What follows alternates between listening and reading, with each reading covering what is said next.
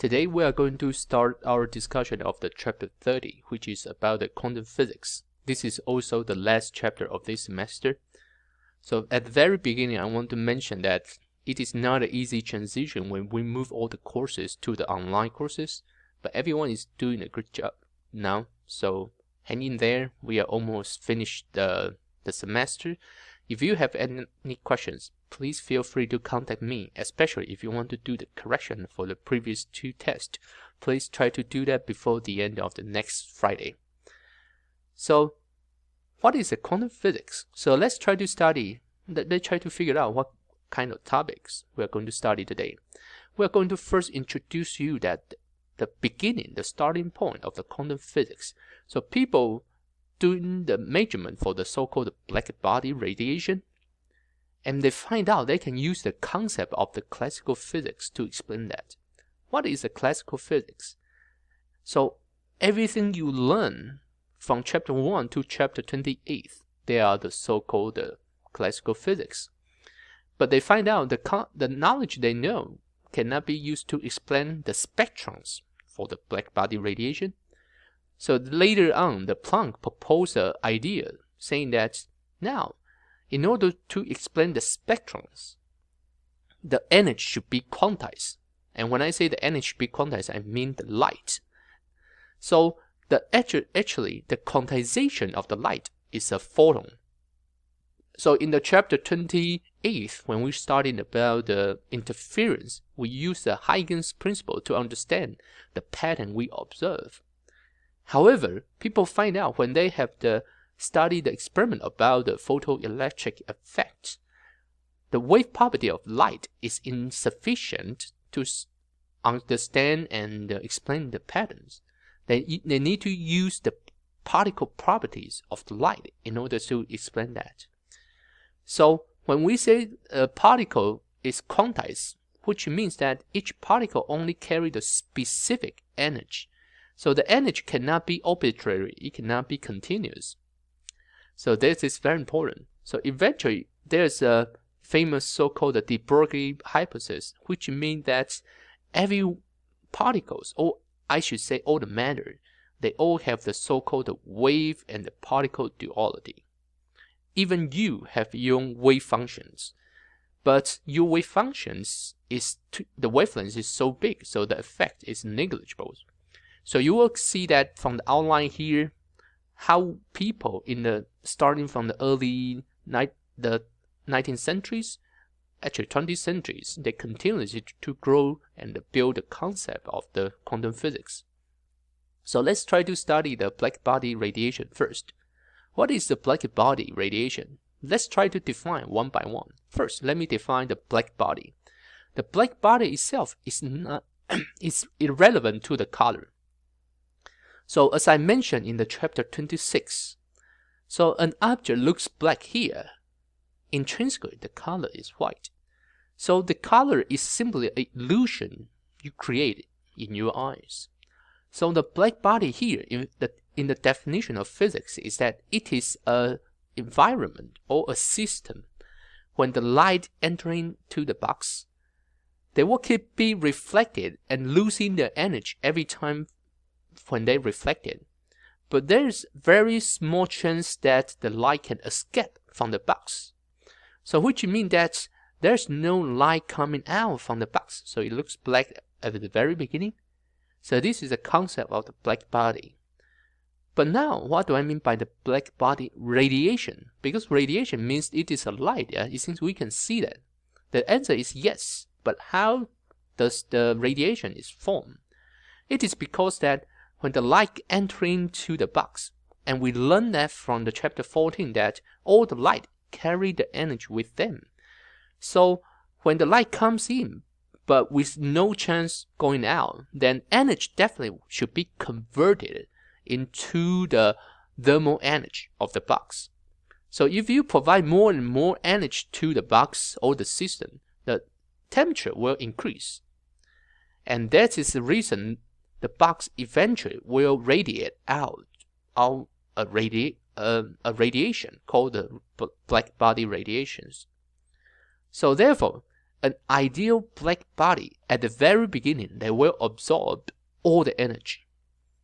And then when energy was 100% converted to the heat, then they will increase the temperature of the body.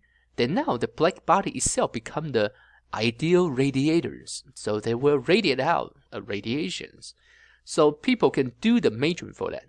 And how do we do that? Is that you can provide a heat source. So you keep providing the energy to the black body.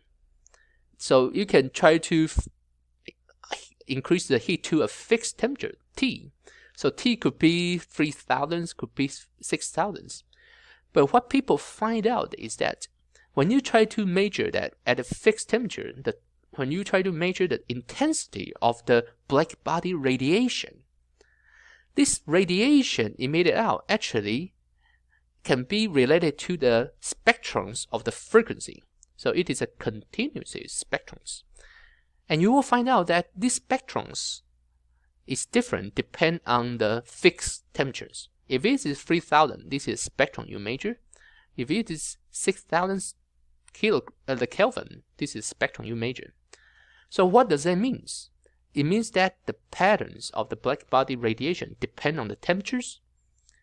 And the most important thing is that this peak frequency happens at different locations. And you will find out later on that this peak frequency plays a very important role when we study the black body radiations. So this kind of distribution of the frequency in the black body radiation is independent about what kind of material the box is made of. But did you notice that here I mentioned the energy, but here it is the frequency. So what do I mean by the energy? Do you remember that the energy carried by the light is actually the h times the frequency. So the higher the frequency, the higher the energy it is. So the distribution of this energy doesn't matter. It is made of the hydrogen, helium, or ions. It only depends on one important fact, which is the temperatures. And you can see that now, if you provide different kind of spectrum, 7,000, 6,000, as long as you know what is the temperatures, you can know that the spectrum for the perfect black body radiation. And the peak frequency, as I mentioned, this is the very intrinsic the property for the black body radiation. This peak frequency is determined by the so-called Wern's law. And some of you probably already remember that at the last lectures of the chapter 26, I already mentioned that. So this peak frequency is determined by this so-called Wern's relation, the constant multiplied by the temperatures. So the frequency for sure, the SI unit is 1/second. So now you can relate the temperatures to the peak frequency and to the patterns of the black body radiation.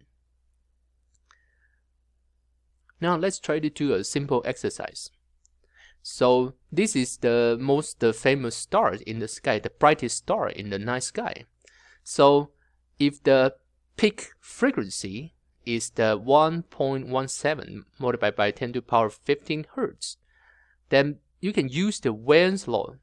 So you can use the Wern's law here to calculate the temperature of this star. So you will find out now the temperature is 19900 Kelvin. Then for this kind of the temperatures, do you remember the table I showed you? You can relate it to the concept of color. The surface of the temperatures at the range of the 19,900 Kelvin, it is blue star. So which means the blue is the light at the frequency with a shorter wavelength. So which means that the surface temperature is higher. But did you notice that the reason I am doing that is because I assume that the star is a black body. So the light emitted out by the star is also a black body radiation. And you will find out this is a very useful and a correct assumption when you try to study the property of the stars. And apparently, when you try to increase the peak, the frequency or the wavelengths, you will find out that the wavelengths will increase when the temperature also increase. So this means that the temperatures of the black body is related to the color. So we have introduced you that, but without explanation, that if the surface temperature is at this range, it is the blue star. It is because that the frequency here is the bigger, so the wavelength is shorter. I just noticed that this is a typo. The peak wavelength actually decreases. You can see that now, the higher the temperatures, the shorter the wavelength. So I will make a correction later when I upload the slide. But for the frequency, the peak frequency will increase with the temperature. But for the peak wavelength, they will decrease when the temperature increase. So that is reason that in the previous 2 lectures, when I mentioned about that, how to relate the surface temperature to the light, I did not give you any explanation. But now you have an understanding that is because once you know the surface temperatures, you can find out this peak wavelength or the peak frequency. And from the frequency and wavelengths, you can relate it to the spectrums of the visible lights. And now you can know that they are more close to the blue or the red color of the stars. So now 3 quantities are connected together: the color, the frequency, and the temperatures. But intrinsically, the reason we can claim this assumption is because of black body radiation, because the star itself is a black body.